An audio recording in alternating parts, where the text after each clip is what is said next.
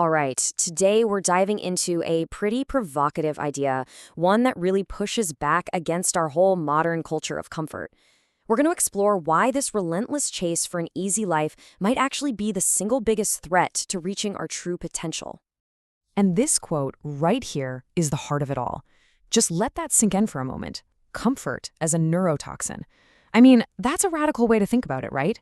It totally flips the script on what we're told is good for us, and it really sets the stage for everything we're about to unpack. So who's behind this powerful idea? Her name is Marynes Pereira, and her background is just fascinating. She's a specialist in neurobusiness and AI, but she's also a former classical ballerina. That unique mix of intense discipline and cutting-edge science is what gives her such a fresh take on performance and resilience. Okay, so let's get into Section 1, the tyranny of fragility. What does she actually mean by that? Let's break it down. So here's where it gets really interesting. On one hand, you have what our culture often labels self-care. But Pereira, she uses a much harsher term, adaptive atrophy. Her argument is that when we constantly bubble wrap ourselves to avoid any and all stress, our ability to adapt, both mentally and physically, it withers away. And look, this isn't just some abstract philosophical idea. It has real-world bottom-line consequences. Pereira's work points to companies that make comfort their top priority actually seen productivity plummet by as much as 23%.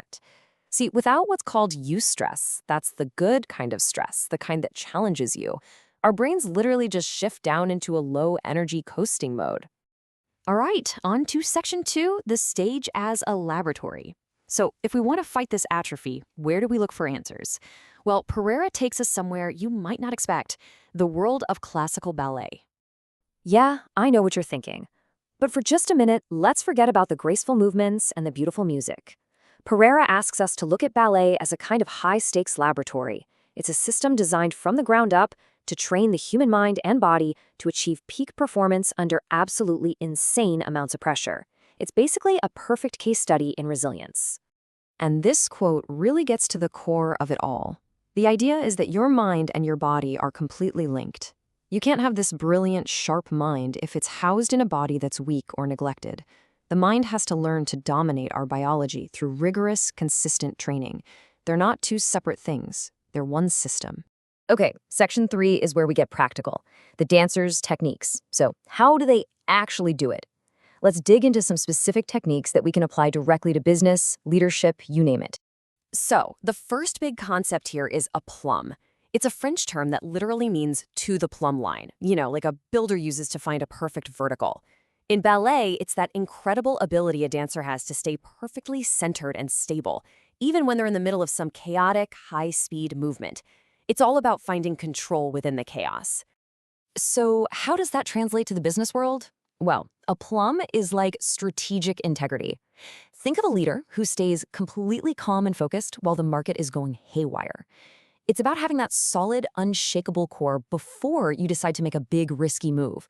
Because without that stability, that market leap is pretty much guaranteed to end in a fall. All right, technique number 2 is called spotting. And if you've ever watched a dancer spin around and around without getting dizzy, you've seen this in action. As their body is turning, their head whips around at the last second, letting their eyes lock onto a single fixed point.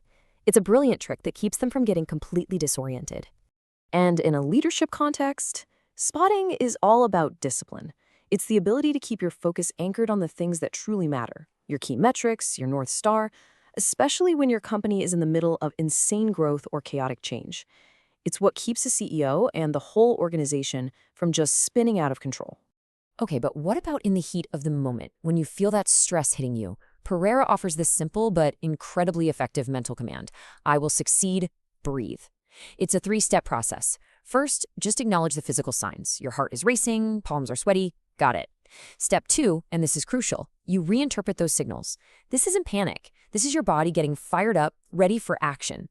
And finally, that simple command, breathe, helps activate your nervous system's calm down response, putting you back in the driver's seat. Moving on to Section 4, elite leadership. When you start combining these techniques, something new emerges, a totally different model for what it means to be a leader. And this brings us to a really cool concept called qualia. So what is qualia? It's the subjective, personal feeling of an experience. Think about it. An AI can analyze all the data from a tough project, the hours, the roadblocks, the budget, but it can never, ever feel the struggle, the late-night effort, and that incredible sense of triumph when you finally nail it. That feeling, that's qualia.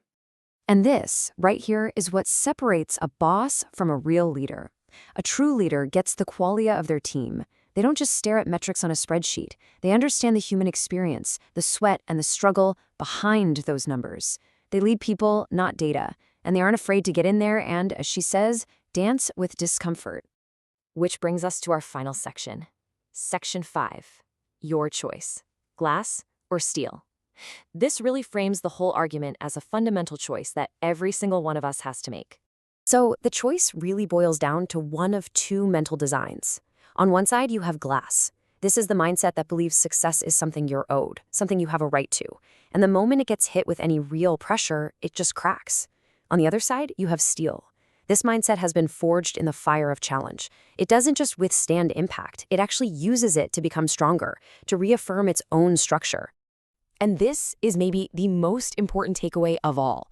According to Pereira, fragility isn't some fixed condition you're stuck with. It's not in your DNA. It is a choice. It's the mental design you choose to build and live by every single day. I mean, what a powerful way to reframe things, right? Feeling discomfort isn't a red flag telling you to stop. It's a green light. It's an indicator that you are right at the edge of your current abilities, and that's the only place where real growth can happen. Comfort, on the other hand, well, that's just a sign that you've stopped moving forward.